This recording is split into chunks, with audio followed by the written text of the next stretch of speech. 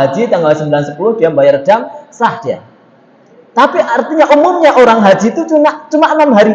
Kemudian sisa harinya ini kalau tidak dimanfaatkan benar untuk memberikan manfaat kepada orang lain, rugi serugi-ruginya. Artinya apa Bapak Ibu?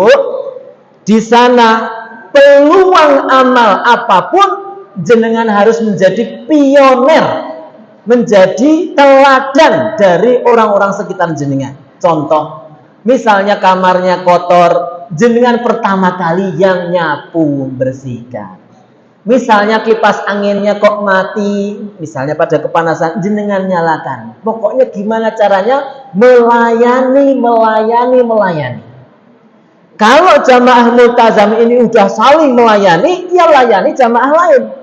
Gak ada ruginya kita bantu KBIHU lain. Rugi betul? Malah untung.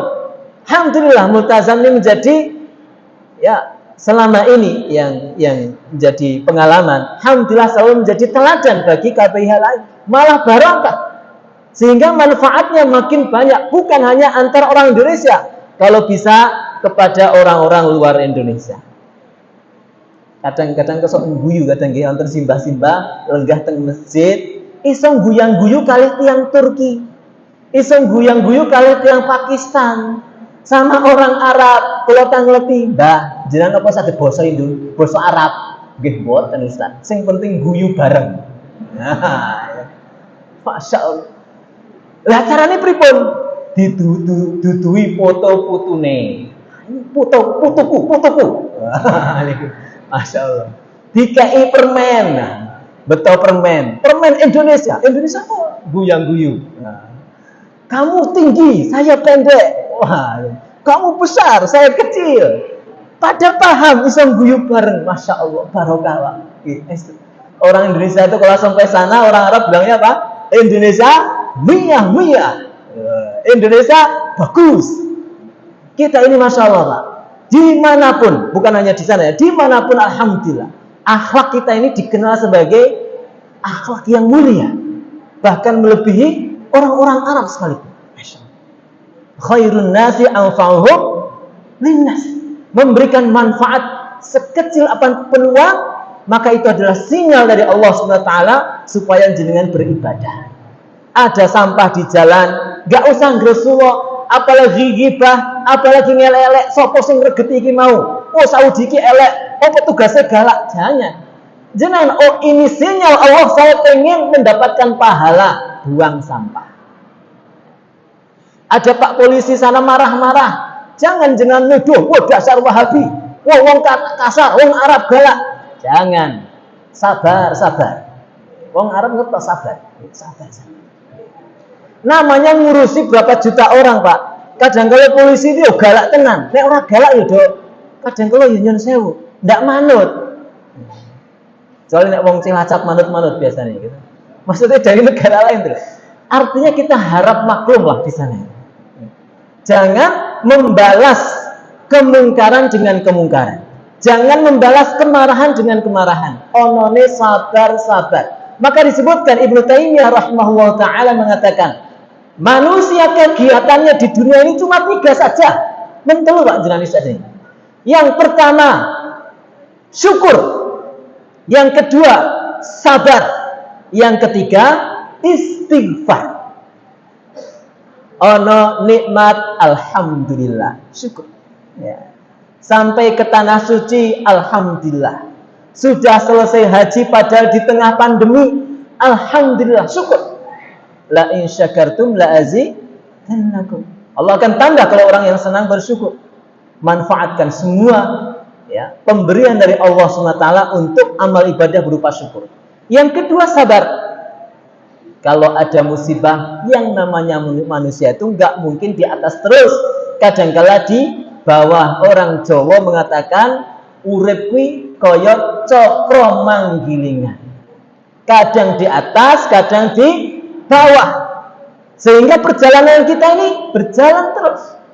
Roda kehidupan berjalan. Kalau roda berhenti itu kan, yang atasnya di atas terus, yang bawahnya di bawah terus. Tapi berjalan berarti dia kadangkala di atas, kadangkala di bawah, kadangkala ada nikmat, kadangkala ada masalah kita itu seneng-seneng tengriki tengrikon malah do kerengan. Gara-gara sing siji seneng AC, sing siji ora seneng AC. Gara-gara sing siji nong toilet suwi banget, sing siji wis kebelet.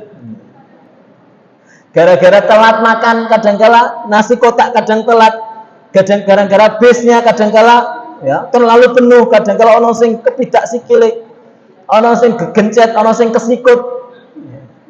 Kadang hidup ini ya, pokoknya di sana itu nyun sewu banyak orang yang akan tampak tabiatnya di Indonesia saat dia haji. Sing biasane nesunan bakal ketok li nesunan, sing biasane resian bakal ketok li resian. Makanya sabar. Jangankan dengan orang lain, kita dengan satu rumah saja karo bojone kadang yo neng-nengan kok. Kadang dengan anaknya saja kita tidak cocok, dengan orang tuanya aja, apalagi dengan mertua kadang-kala kita ada masalah, apalagi dengan orang yang baru kenal pas manasik. Pokoknya mesti ada masalah. Maka kuncinya hanya satu aja, yaitu sabar. Tapi kan sabar ada batasnya, Mas. Boten. Sabar itu tidak ada batasnya, sehingga Allah memberikan pahala khusus ibadah bernama sabar bi ghairi hisab, tanpa batas. Ini ibadah amal soleh yang pahalanya tanpa batas. Yang lain ada batasnya. Man jaa bil hasanati falahu asyru amsalihha. Satu amalan ibadah kebaikan pahalanya 10, sedekah 700 kali lipat. Tapi kalau di Al-Qur'an disebutkan innama yuwaffas sabiruna bi ghairi hisab. Balasan orang yang sabar itu tanpa hisab, loss. Sehingga Bapak Ibu rahimakumullah, sabar ini adalah hendaknya menjadi ciri khasnya jamaah haji, apalagi alumni jamaah haji. Yang ketiga, istighfar. Qari tadi menyampaikan sebuah ayat tentang haji yang Masya Allah ini selalu dibaca ketika seseorang mau tindak haji, bahwa Bapak Ibu jenengan sudah manasik berkali-kali, tadi sudah ditutup oleh Pak Heri, tapi ya saya ulangi lagi sedikit lah, manasiknya sedikit, ulangi sedikit. Saya sering nyampaikan, masalah manasik itu jenengan harus 3 disiplin. Yang pertama, disiplin niat, yaitu hendaknya benar-benar ikhlas karena Allah Subhanahu wa Ta'ala. Jangan pernah haji atau umrah karena niat duniawi, atau niat duniawi plus ukhrawi, nggak boleh. Full harus karena akhirat, karena Allah Subhanahu wa Ta'ala. Sehingga haji harus benar-benar niatnya hanya mencari surganya Allah Subhanahu wa Ta'ala. Disiplin dari awal berangkat sampai kepulangan. Tidak boleh sombong, tidak boleh ujub, tidak boleh riya, apalagi sampai tidak boleh ya syirik, melakukan kesyirikan. Benar-benar harus ikhlas karena Allah. Nek foto-foto angsal betul Ustaz, selfie samping Ka'bah, alhamdulillah aku di samping Ka'bah, boleh nggak? Tanya hati jenengan. Kalau hatinya jenengan untuk pamer, tinggal, jangan. Tapi kalau hati jenengan bukan untuk pamer, untuk motivasi anaknya jenengan, nduk nak le bapak ibu tekan sanding Ka'bah, sesuk kok nyusul lho, buktine aku nang samping Ka'bah, motivasi boleh. Masalah hati ini benar-benar hati-hati Bapak Ibu ya, hati, menjaga hati harus hati-hati. Masalah riya, karena ini kemarin yang viral kan video dari ulama ya, Sulaiman Ar-Rajhi, beliau sampai menyindir orang Indonesia yang senengane nongkono foto. Mosok khutbah Jumat kok ya foto. Alhamdulillah melu khutbah nang Masjid Nabawi. Terasa. Apalagi Bapak Ibu, yang hati-hati benar adalah jangan sampai kita melakukan kesyirikan. Orang melakukan kesyirikan, ibadah apapun, sesusah apapun, selama apapun, semahal apapun ibadah itu, akan jadi debu yang berterbangan, tidak ada manfaat. Jangan menganggap ya bahwa apa yang kita tuju ke sana itu ada sesuatu melebihi dari kekuatannya Allah Subhanahu wa taala. Ya, semuanya itu adalah kita datang ke sana adalah karena perintah Allah Subhanahu wa taala. Yang pertama disiplin masalah niat. Kemudian yang kedua disiplin masalah ibadah atau manasik. Ustaz, kalau mboten saged misalnya jenengan curhat sama Ustaz Askar, Ustaz, nek ping 7 le tawaf kula mboten saged. Kula sagede ping 6 pripun? Mbok yo didiskon. Kesel nih. Tidak boleh ya.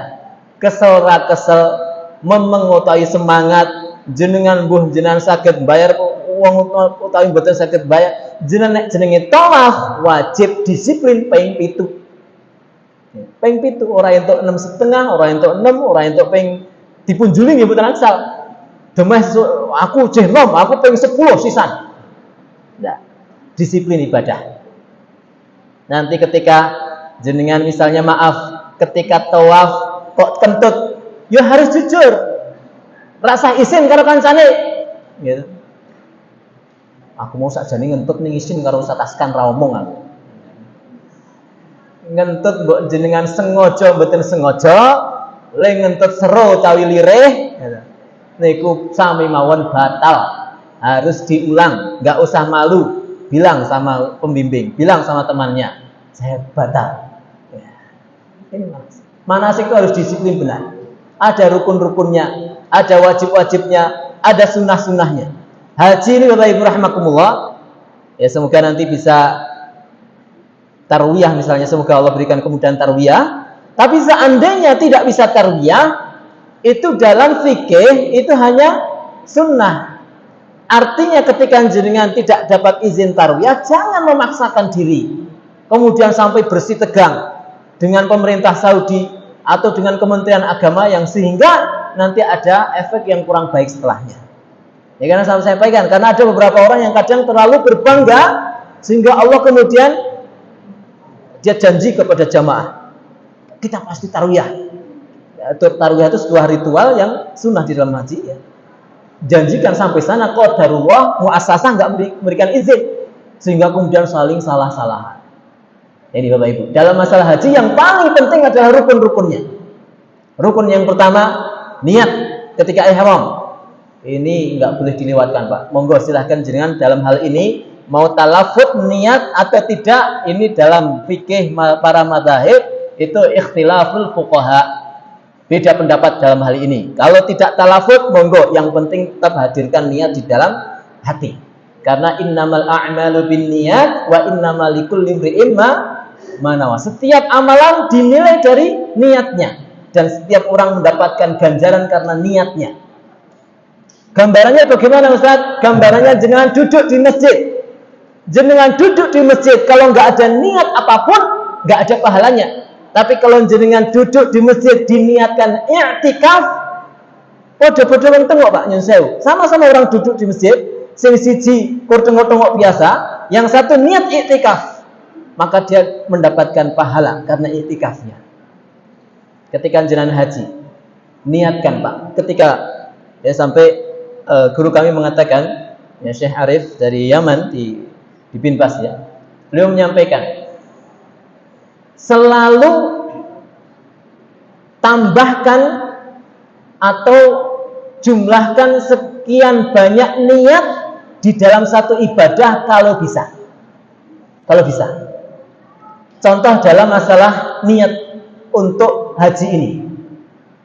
Haji ini jenengan Bapak Ibu hadirkan niat-niat baik dalam melaksanakan ibadah haji. Contoh misalnya ketika jenengan memakai pakaian ihram, ya, jenengan hadirkan niat, ya Allah, dengan haji ini, ya Allah, saya niatkan haji ini membersihkan dosa-dosa saya. Ya Allah, bersihkan dosa-dosa saya yang besar dan kecil dengan haji ini. Niatkan. Niatkan yang lain misalnya. Ya Allah, dengan haji ini saya niatkan, ya Allah, Engkau muliakan orang tua saya yang tidak pernah bosan mendoakan saya hingga sampai tanah suci ini.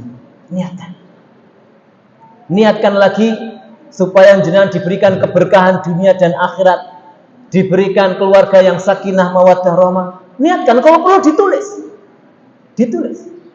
Dan itu semua adalah janji-janji Allah yang akan diberikan kepada orang-orang yang menunaikan ibadah haji yang mabrur.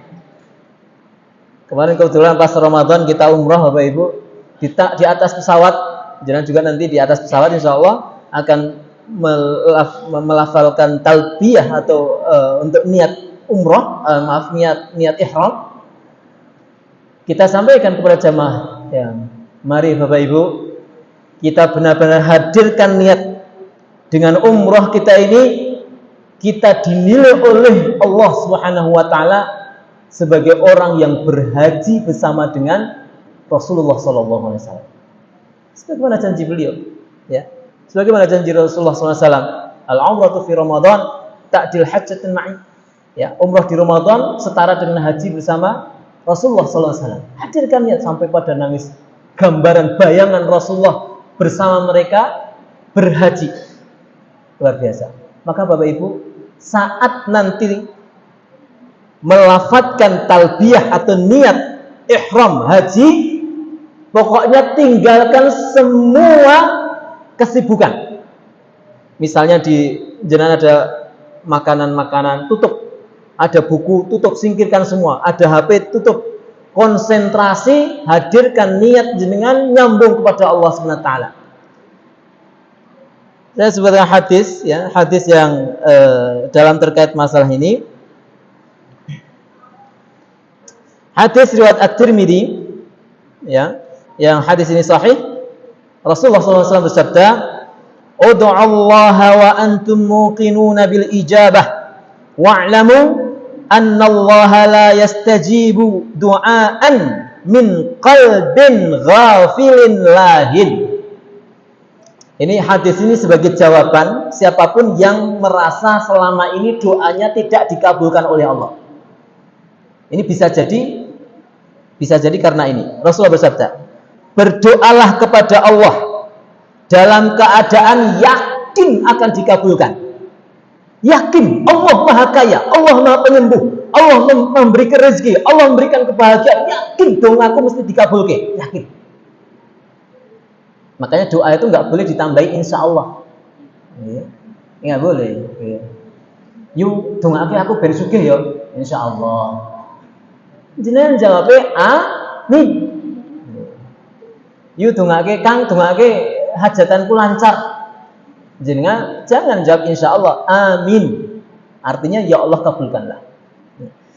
Maka kemudian disebutkan, dan ketahuilah bahwa Allah tidak mengabulkan doa dari hati yang lalai.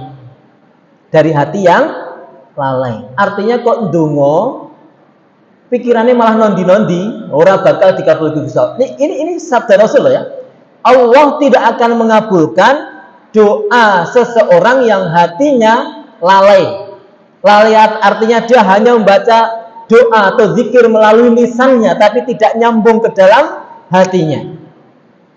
Maka ketika jenengan labbaika Allahumma hajjan, itu benar-benar jenengan bayangkan jenengan sedang menghadap panggilan, memenuhi panggilan Allah Subhanahu wa taala dalam rangka Allah membersihkan dosa-dosa jenengan. Maka dikatakan haji itu seperti laundry dosa. Seperti dilondri dosa-dosa jenengan. Hadirkan niatan itu. Dan niatan-niatan saleh yang lainnya. Kemudian setelah itu dongane napa Ustaz? Kalau ngertosi labbaika Allahumma hajjan. Mboten apa donga. Multazam ini kan dari dulu ya sama seperti kita. KBH yang simple. Rasah mumet-mumet kon ngapalke donga sing dawa-dawa.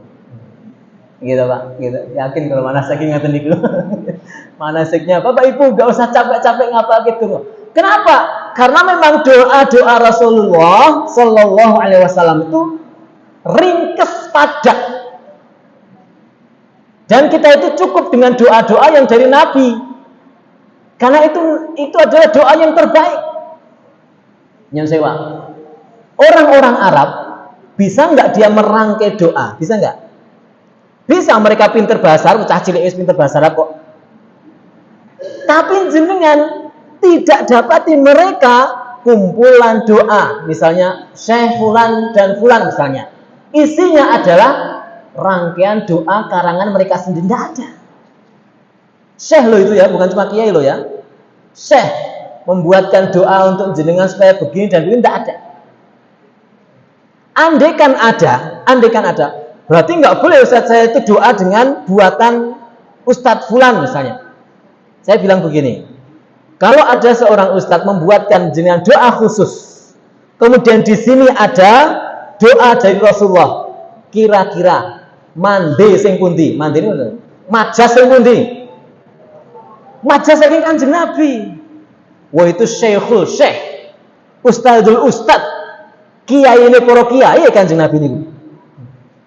Jadi seandainya di sini ada pengasuh pesantren atau apa yang paling tinggi, mungkin pengalamannya atau mungkin derajatnya di sini paling soleh sekalipun, kalau seandainya doanya dibandingkan doa yang diajarkan Rasulullah, maka tetap doa Rasulullah ada yang terbaik. Dan Masya Allah, doanya Rasulullah itu simple, pendek. Sehingga Bapak Ibu, mungkin dalam manasik disampaikan, Bapak Ibu mboten sah ngapalke donga sing dawa-dawa, mung setunggal donga mawon bibar talbiyah. Napa niku? Donga sapu jagat. Rabbana atina fid dunya hasanah wa fil akhirati hasanah wa qina adzabannar. Anas bin Malik satu waktu ditanya atau didatangi oleh para sahabat, orang-orang lain. Anas bin Malik ini orang yang mulia, didoakan oleh Rasulullah SAW langsung. Ya. Kemudian beliau ditanya, wahai Anas bin Malik, tolong doakan saya. Tawasul doa orang soleh boleh. Ya. Datang kepada Anas bin Malik, tolong doakan saya. Apa doanya Anas bin Malik? Allahumma Rabbana atina fid dunya hasanah wa fil akhirati hasanah wa qina adzabannar. Kemudian orang ini tentu kemudian minta lagi. Dungane cendak teman. Tambah nyunsung tambah, minta ditambah. Imam Anas bin Malik kemudian menambah. Ya, baik saya tambah. Allahumma Rabbana atina fid dunya hasanah wa fil akhirati hasanah wa qina adzabannar. Masyaallah. Kok cuma itu? Maka Anas bin Malik mengatakan, seandainya dengan doa ini saja, maka sungguh ini sudah lebih baik dari semua kebaikan-kebaikan yang ada di dunia dan akhirat. Umar bin Khattab radhiyallahu anhu sampai beliau tawaf, keliling tawaf, beliau hanya membaca satu doa saja. Rabbana, dari Hajar Aswad muter, Rabbana atina fid dunya hasanah wa fil akhirati hasanah wa qina adzabannar. Terus itu Umar bin Khattab. Ya. Jadi Bapak Ibu sing boten apal donga pun boten sami dan tiru Umar bin Khattab, Rabbana atina fid dunya hasanah. Dongake kelombah, Rabbana atina fid dunya hasanah. Mulai haji pe pemanggilan dongake sak, Rabbana atina. Kadang kalau esok gumun ke jamaah, saya tolong tuliskan donga. Kalau saya pulang haji gimana? Khawatir nanti saya nggak bisa doakan. Dongake sapu jagat. Rabbana ya Rabb kami, atina, berikanlah kepada kami hasanah, kebaikan di dunia. Kebaikan apapun. Lunas utangi, mari penyakite, tambah anake, tambah tokone. Ibu-ibu sing pun sepuh ora mas putu mawon. Nggih, tambah putune gitu. Tambah kendaraan. Kebaikan dunia boleh, kita minta kebaikan dunia boleh. Ini hadisnya. Ini doanya. Rabbana atina fid dunya hasanah. Tapi bedanya kita dengan orang yang tidak beriman, tambah donganya. Wa fil akhirati hasanah wa qina adzabannar, sebagaimana yang dibaca oleh qari tadi ayatnya. Asbab nuzulnya disebutkan di dalam ayat yang dibaca tadi. Wa minan nasi may yaqulu rabbana atina fid dunya wa ma lahu fil akhirati min khalaq. Allah menyindir orang-orang musyrikin ketika haji. Mereka berkata, dan di antara manusia mereka berdoa, ya Rabb kami, berikanlah kepada kami. Rabbana atina fid dunya, masalah duniawi. Wa fil akhirati min khalaq. Di akhirat mereka enggak dapat apa-apa. Dilanjutkan oleh ayat berikutnya, wa minhum may yaqulu rabbana atina fid dunya hasanah wa fil akhirati hasanah wa qina adzabannar. Dan di antara mereka yang lain, yaitu orang-orang mukmin, berdoa beda dengan doanya orang-orang musyrikin. Orang musyrik hanya minta duniawi saja. Kalau orang mukmin, mereka minta kebaikan dunia, kebaikan akhirat, dan dijaga dari api neraka. Mula nyun sewu Bapak Ibu, jangan lindungo mboten namung ya Allah nyuwun mobil Mercedes. Ya Allah nyuwun tuku sing gedhe. Ya Allah nyuwun bojo sing ayu, mantu sing soleh, mantu sing solihah sing pinter, pitele dhuwur. Ini orang-orang musyrikin doanya seperti itu, sehingga turun ayat itu. Apa enggak boleh Ustaz dengan masalah dunia? Boleh, tapi harus ada